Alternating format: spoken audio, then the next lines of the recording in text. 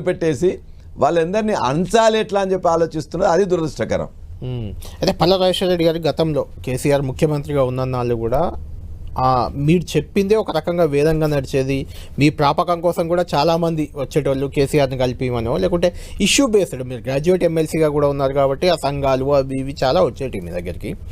ఆ సందర్భంగా మీకు వీలైనంత సహాయం చేసేవాళ్ళు, ఒకవేళ ఆ సహాయం అందని వాళ్ళు కొంతమంది, లేకుంటే మీ పార్టీలో ఉన్న కొంతమంది కొత్తగా వచ్చాడు మాకంటే ముందెళ్తున్నాడనే ప్రయత్నంతో అప్పుడు మిమ్మల్ని కాళ్ళు బట్టి వెనక్కి లాగిన సందర్భాలు కూడా కొన్ని ఉన్నాయి.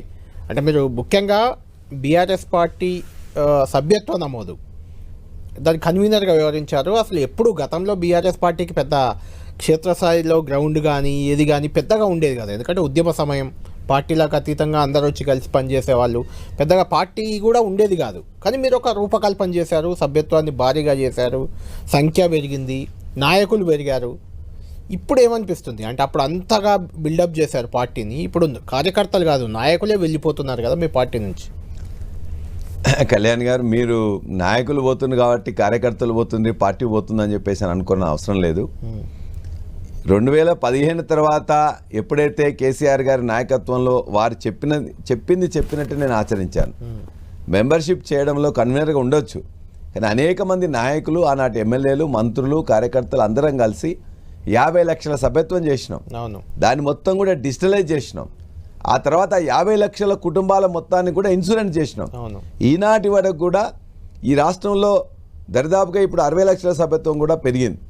ఈ 60 లక్షల మంది కుటుంబాలకి వారు ఎవరు ప్రమాదవశాత్తు చనిపోయినా కూడా వాళ్ళందరికీ 2 లక్షల రూపాయలు దేశంలో ఏ పార్టీ చేయని విధంగా ఇవాళ టీఆర్ఎస్ పార్టీ చేస్తుంది, బీఆర్ఎస్ పార్టీ ఇవాళ చేస్తున్నది.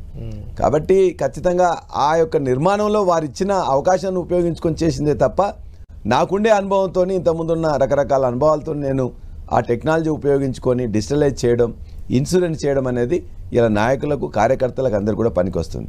మీరు రెండో మాట చెప్పాను, ఇవాళ చాలామంది నాయకులు అందరూ కూడా వెళ్ళిపోతున్నారని.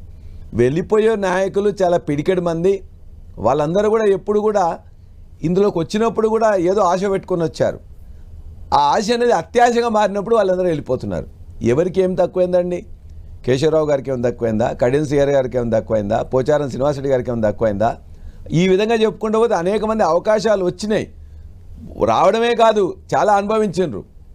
ఇలా అధికారాన్ని అనుభవించిండ్రు, అన్ని పనులు చేయించుకున్నారు, అత్యంత ఎక్కువ గౌరవం పొందిండ్రు. ఇలా అత్యంత ఎక్కువ మోసం చేసింది కూడా వాళ్ళే. ఇటువంటి మోసం చేసిన వాళ్ళు భారతదేశంలో చాలా తక్కువ మంది ఉంటారు. కాబట్టి మా టంకశాల అశోక్ గారు రాస్తూ ఒక మాట చెప్పారు, హాల్ ఆఫ్ షేమ్ అని పెట్టినట్లయితే ఇప్పుడు నేను చెప్పిన ముగ్గురే కాకుండా కొంతమంది పేర్లు కూడా అలా పెట్టుకోవాలని చెప్పేసి.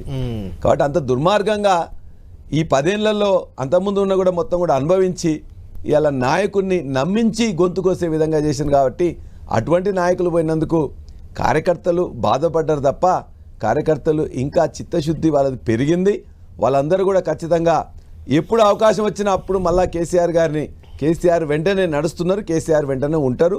కాబట్టి వాళ్ళ గురించి మాకు బాధ లేదు. ఇది రెండో